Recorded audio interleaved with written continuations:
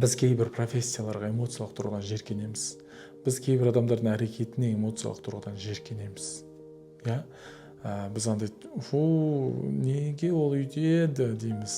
Бұл эмоциялық тұрғыдан жеркеніш бар. Физикалық тұрғыдан жеркеніш бар, эмоциялық тұрғыдан жеркеніш бар. Енді осындай жеркеніш болған жағдайда сұрақ мынандай: қай жерде тазалықты орнату керек? Кейбір кезде біз өзіміздің ойымыздан жеркеніп кетеміз.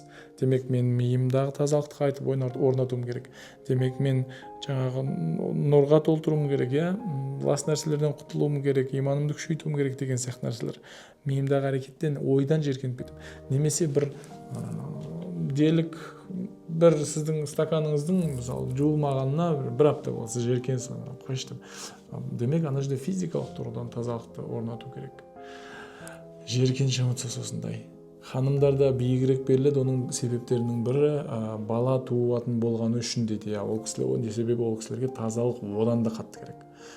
Шындығында солай ғой, ханымдар қатты таза болады. Қатты таза болады. Білмеймін, маған салыстырғанда, басқаларға айтпай қойын, еркектер демей қойын, менімен салыстырғанда ханымдар қатты таза. Тазайым болады. Үйді таза ұстайды, физикалық денесін таза ұстайды, киімдерін таза ұстайды деген сияқты.